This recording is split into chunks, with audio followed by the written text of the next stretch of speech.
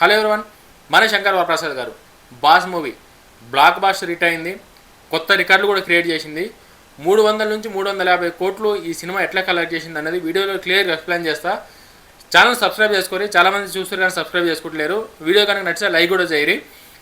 Boss cinema boss fans main megastar fans ఎవరైతే ఉన్నారో, mega fans ఎవరైతే ఉన్నారో, అందులో పర్టికులర్గా బాస్ ఫ్యాన్స్ ఎవరైతే ఉన్నారో, బాస్ ఫ్యాన్స్ అందరికీ ఖైదీ నెంబర్ 150 తర్వాత మెగాస్టార్ మూవీస్ ఏవి కూడా మెగాస్టార్ రేంజ్కి తగ్గట్టు వర్కౌట్ కాలేవు.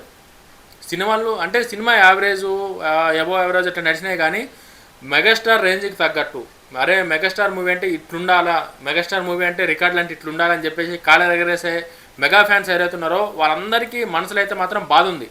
అరే బాస్ సినిమా ఎప్పుడు పెద్ద హిట్ అవుతుంది, ఎప్పుడు కొత్త రికార్డులు క్రియేట్ చేస్తుంది. సీనియర్ హీరోలో బాలకృష్ణ గారు మంచి ఫామ్లు ఉన్నారు, వెంకటేష్ గారు కూడా లాస్ట్ ఇయర్ మంచి హిట్ కొట్టిరు, 250-300 కోట్లు కలెక్ట్ చేసిన హిట్ కొట్టిరు అని చెప్పేసి. బట్ మా బాస్ మూవీ మాత్రం ఆ రేంజ్కి పోతలేదు తెలుగులో.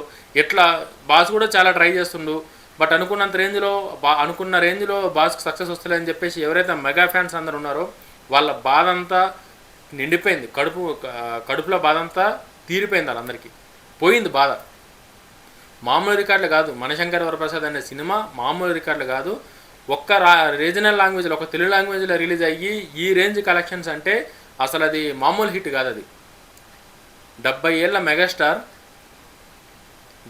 మెగాస్టార్ ఈ ఏజ్లో కూడా కొత్త రికార్డులు క్రియేట్ చేసినంటే అది ఓన్లీ ఒక మెగాస్టార్తోనే సాధ్యం, ఒక్క బాస్తోనే సాధ్యం. బాస్ ఫ్యాన్స్ అందరూ కాలర్ ఎగరేసే మూవీ ఇది.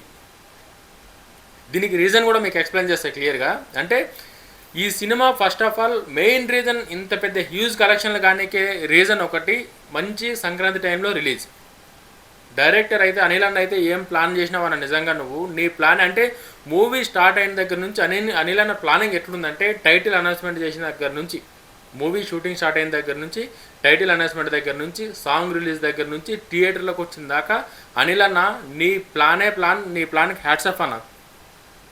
అంటే మెగాస్టార్ ఫ్యాన్స్ అంటే మేబీ ఈ జనరేషన్కి మెగాస్టార్ రేంజ్ ఏందో తెలియకపోవచ్చు కానీ నేను చిన్నగా ఉన్నప్పుడు ఇంద్రా మూవీ కావచ్చు, ఠాగూర్ మూవీ కావచ్చు, ఆ టైంలో మెగాస్టార్ అంటే చింపుకొని కోసుకుంటుండే ఒక్కొక్కరు.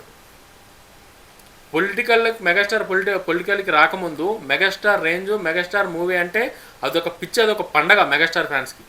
నేను చిన్నగా ఉన్నప్పుడు నా కళ్ళతో చూసిన. ఏ బండి మీద చూడు మెగాస్టార్ సినిమా రిలీజ్ అయితే ఆ సినిమా రాపించుకుంటుంటాడు బండి మీద. మెగాస్టార్ ఏ షర్ట్ వేస్తే ఆ షర్ట్ వేసుకుంటుండే.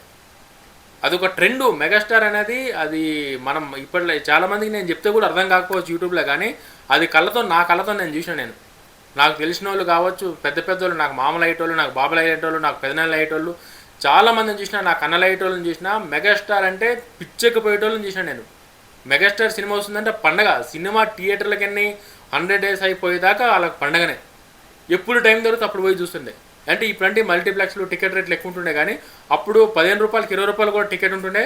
అసలు ఆ మెగాస్టార్ రేంజ్ అసలు రేంజ్ మెగాస్టార్ది. ఆ రేంజ్ మెగాస్టార్ పొలిటికల్కి వచ్చిన తర్వాత ఏం జరిగిందో మనందరికీ తెలిసిందే. ఆ తర్వాత ఖైదీ నెంబర్ 150 ఆ మూవీ అయితే అనుకున్న రేంజ్లో సక్సెస్ అయింది. ఎందుకంటే బాస్ రీఎంట్రీ కాబట్టి ఆ క్రేజు, ఆ బజ్జు, ఆ వర్కౌట్ అయింది, ఆ స్టోరీ కూడా అంతా వర్కౌట్ అయింది కాబట్టి ఈజీగా మంచి హిట్ అయింది ఆ సినిమా. ఆ తర్వాత మాత్రం ఏది కూడా బాస్ రేంజ్ తగ్గట్టు ఏ సినిమా కూడా నడవలేదు. ఇది ఫ్యాక్ట్. ఇది మనం అవునన్నా కాదన్నా ఫ్యాక్ట్ ఇది. ఎందుకంటే బాస్ మీద ఉన్న ఎక్స్పెక్టేషన్స్ వేరు, అక్కడ బాస్ తీస్తున్న సినిమా వేరు. అంటే అంత కనెక్ట్ కాలేదు, ఫ్యాన్స్కి కనెక్ట్ కాలేదు, జనరల్ ఆడియన్స్ కూడా కనెక్ట్ కాలేదు. మెగాస్టార్ దగ్గర నుంచి రావాల్సిన సినిమా ఇది కాదన్న కాడికి డిసైడ్ అయ్యారు చాలామంది. మెగాస్టార్ అంటే చాలా సినిమాలు మనం చూసినాం కాబట్టి ఆ మెగాస్టార్ని కోరుకోరు చాలామంది చాలా ఏళ్ళ నుంచి. బట్ ఆ మెగాస్టార్ని చూపించడంలో చాలామంది చూపిద్దామని ట్రై చేసిరు. బాస్కున్న మేనరిజాన్ని, బాస్కున్న స్టైల్ని, బాస్కున్న గ్రేస్ని ఎన్ని విధాలుగా చూపించాలి అన్ని విధాలుగా ట్రై చేశారు కానీ వర్కౌట్ కాలేదు. బట్ మన శంకర్ వరప్రసాద్ గడికి వస్తే కల్లా 100కి 110% వర్కౌట్ అయింది. బాస్ని చూపించే దానిలో అనిల్ అని అయితే 100% సక్సెస్ అయింది, 200% సక్సెస్ అయింది. First of all boss looks, అసలు గ్యాంగ్ లీడర్ సినిమాలు ఎట్లయితే ఉన్నాడో బాసు, ఆ గడ్డం, ఆ రఫ్నెస్, ఆ యాటిట్యూడ్, ఆ గ్రేస్, ఆ బిహేవియర్ ఏదైతే ఉందో సేమ్ యాజ్ ఇట్ ఈజ్ ఇప్పుడు అట్లున్నాడు.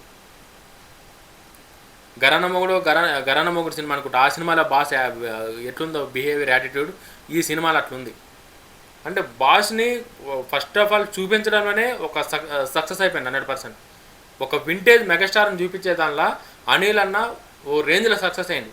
ఆ తర్వాత టైటిల్ మెగా అంటే అనిల్ అన్న సినిమా అనగానే మనం కొత్తగా ఆలోచించే అవసరం లేదు. మంచి కామెడీ, మంచి ఫ్యామిలీ ఎంటర్టైనర్ అనేది ఫిక్స్.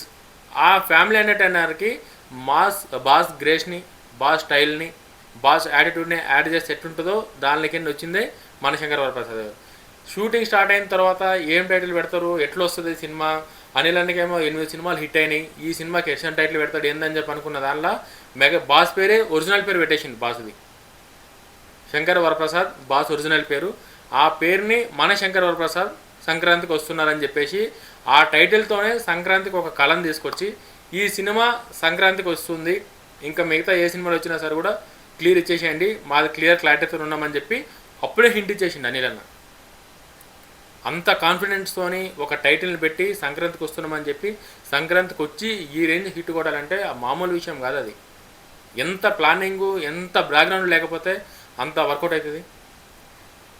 టైటిల్ దగ్గర నుంచి బాస్ని చూపించిన తర్వాత ఆ తర్వాత ఆడియో రిలీజ్ అయినప్పుడు కూడా, ఫస్ట్ పార్ట్ రిలీజ్ అయినప్పుడు కూడా, మన మీసాల పిల్ల రిలీజ్ అయినప్పుడు కూడా పాట ఆ పబ్లిసిటీని అంటే ఆడియన్స్లోకి తీసుకోవడానికే ఇట్లా చేయాలన్నది ఆలోచన ఏదైతే ఉందో అనిల్ అన్నది పాలవేళ కావాలన్న ఆలోచనకి ఉదిత్ నారాయణ గారిని తీసుకొచ్చి ఆ గ్లిమ్స్ కూడా మనం చూసినాం అప్పుడు ఆ పాట రిలీజ్ అయిన టైంలో. అంటే ఆడియన్స్కి ఎట్లా రీచ్ కావాలి, ఆడియన్స్కి మైండ్లోకి ఈ పాట ఒకటి వచ్చింది అనేది ఎట్లా పంపించాలన్నది అనిల్ అన్న 100% సక్సెస్ అయింది దానిలో కూడా. ఆ తర్వాత ట్రైలర్ కట్లో కూడా ఎక్కడ కూడా స్టోరీ ఏందన్నది రివీల్ చేయకుండా, ఎవ్వరికి తెలియదు స్టోరీ ఏందన్నది. ట్రైలర్లో కూడా చాలామందికి అర్థం కాలేదు అసలు ఏంది స్టోరీ అని చెప్పి. ఆడియో ఫంక్షన్ ప్రీ రిలీజ్ ఈవెంట్లో కావచ్చు, ఏ దానిలో కూడా మూవీ గురించి ఇంత కూడా ఎక్కడ కూడా లీక్ చేయకుండా ఒక్క డిసిప్లైన్గా మెయింటైన్ చేసుకుంటా ఆ వెంకటేష్ గారిని యాడ్ చేశారు. తర్వాత మళ్ళీ వెంకటేష్ గారు వచ్చిన తర్వాత సెకండ్ హాఫ్లో వెంకటేష్ గారు ఒక 30 minutes 40 minutes ఉంటుంది గెస్ట్ రోల్. దాన్ని ఎట్లా యూటిలైజ్ చేయాలన్న ప్లాన్ కూడా వేరే లెవెల్ అనిల్ అన్నది. వెంకటేష్ గారు కామెడీ టైమింగ్ని వాడుకొని, ఆయన ఎనర్జీని వాడుకొని, వెంకటేష్ గారు లుక్స్ని వాడుకొని, ఇక్కడ సైడ్ వెంకటేష్ గారి ఫ్యాన్స్ని కూడా యాడ్ చేసి ఒక మెగాస్టార్ ఫ్యాన్, ఒక వెంకీ మామ ఫ్యాన్స్ యాడ్ అయితే ఏ రేంజ్లో ఉంటుంది అన్నది ఈ సినిమా చూపించి ఇన్ని వేల కలెక్షన్ 300 కోట్లు 350 కోట్లు కలెక్ట్ చేసింది.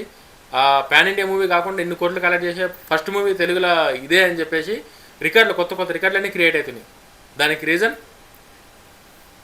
అంటే అనిల్ రావుపూడి అన్న తీసుకున్న డిసిషన్స్ కూడా అట్లనే ఉన్నాయి. బీమ్స్ మ్యూజిక్ కావచ్చు, అంటే ఒక కొత్త మ్యూజిక్ రైటర్కి అంటే చిన్న సినిమాలు చేసే మ్యూజిక్ రైటర్కి ఒక మెగాస్టార్స్ అంటే హీరోతో ఛాన్స్ దొరికితే ఏ రేంజ్లో ఉంటుందో చూపించే కసిని బీమ్స్ అన్న చూపించింది ఈ సినిమాలో. అంటే ఫుల్ ఫ్లెడ్జెడ్గా అంటే ఒక సినిమాని రికార్డులో కొల్లగొట్టాలంటే ఏమేమి కావాలనో వాటన్నింటిని రెడీ చేసింది అనిల్ అన్న. అన్నింటిని రెడీ చేసి ఒకటి అనిల్ అన్న creative planning, megastar victory Venkatesh గారు, పాటలు, నయనతార గారు, స్టోరీ, కామెడీ అన్నీ ఇట్లా క్రియేట్ అయ్యి ఈరోజు ఈ సినిమాని ఎంత రేంజ్లో హిట్ చేసి ఇన్ని కోట్లు కలెక్ట్ చేసి బాస్ ఫ్యాన్స్ అందరూ కాళ్ళు ఎగరేసేట్ అయిందంటే ఇది బాస్ రేంజ్ అన్నది. నేను ఒక్కసారి ఈ వీడియోలో చెప్దాం అనుకున్నా. వీడియో మీకు ఎట్లా అనిపించిందో లైక్ చేయండి, ఛానల్ సబ్స్క్రైబ్ చేసుకొని. జై హింద్.